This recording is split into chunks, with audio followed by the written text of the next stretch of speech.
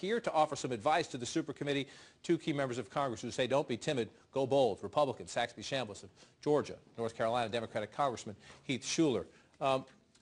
You guys say don't be timid, be bold. If you look at that same poll I just showed you, if you ask the American people, will you accept increased taxes on the wealthy and corporations?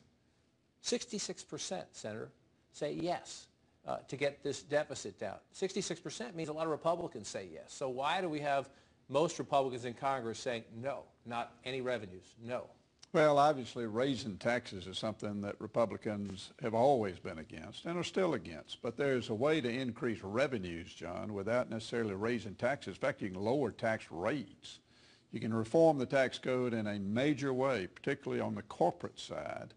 And when you do that, you make us more competitive in the international marketplace, and you will allow corporations to invest their money here in America that's now sitting on the sidelines here in America. And you can broaden the tax base, because what they'll do is they'll put people back to work and they'll expand the business to hire new people. When you broaden that tax base, then you increase tax revenues coming into Washington. That's the key to the jobs issue, and it's also the key to getting to a major number like $4 trillion to apply against the deficit. So you've got a Republican of Georgia, a moderate to conservative Democrat, nodding your head, nodding your head. If you guys can agree on this, is this a great charade going on? If you listen publicly, the super committee is pretty far apart, and they're having your typical Washington daycare center partisan squabble.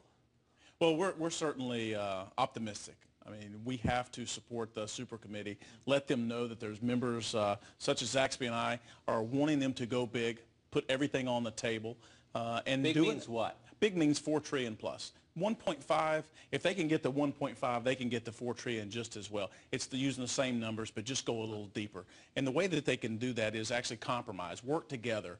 The world is watching. America is watching. That's why our approval ratings are so low.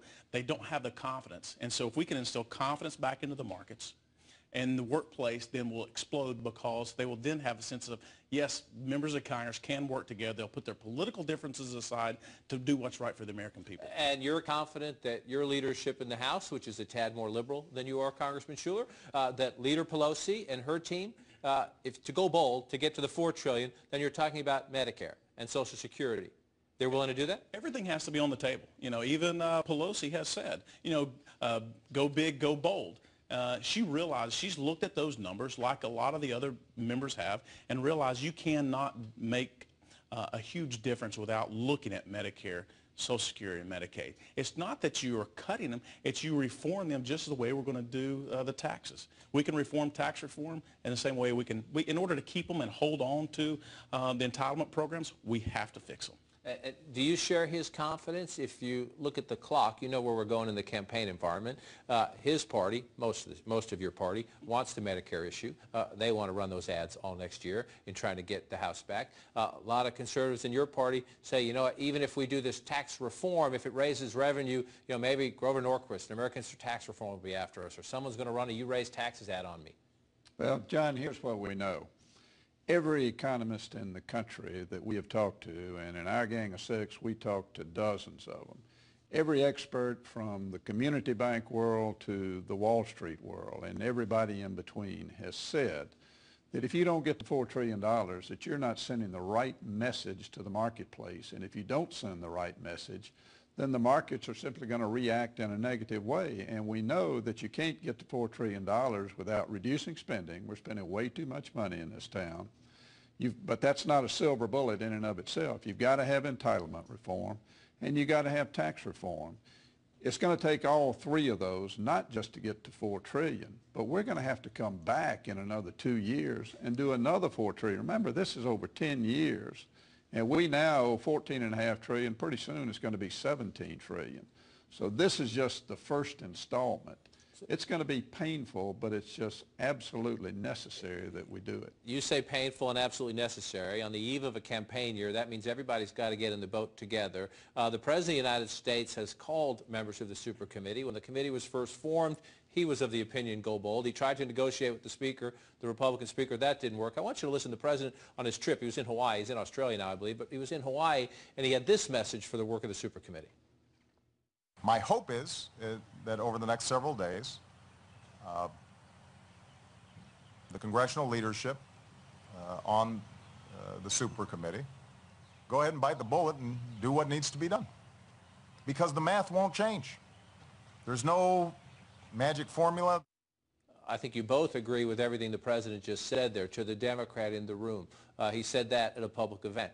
If everybody has to get in the boat, if everybody has to give, if both parties are going to have to give up something that they would prefer not to give up, is the President of the United States leading this conversation? Is he a major part of this conversation? Is he irrelevant to this conversation? Well, certainly at the end of the day, he has to be a part of the conversation. Doesn't he have to be a part of the conversation every day if you're going to get to the finish line? I don't think so. I think the more he is engaged in it, it may push more Republicans away.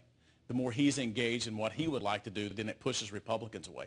What I think is necessary that you get members of Congress. We now have over 150 members, bipartisan and bicameral, that have signed a letter to the super committee that says go big.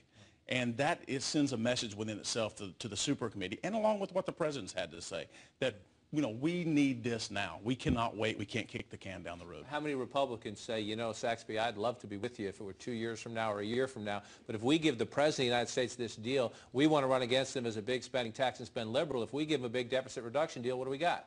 Well, and I say in response to that, look, how much do you care about your country? How much do you care about the America you're going to leave for your children and grandchildren? If you're really serious about doing the job you were sent here to do, and on this particular issue, which is the issue of our time, there's not been a more important issue that's come up in my 17 years in Congress. And this is the time we have to check our political hats. We have to do the right thing, and the right thing is going big and coming up with $4 trillion. It's going to be painful, and people are going to have to really stand up and be willing to go back home and look folks in the eye and say, I could either got myself reelected by voting no, or I could have stepped out and I could do the right thing so that your children and your grandchildren will inherit the same great America that we inherited. We're at that point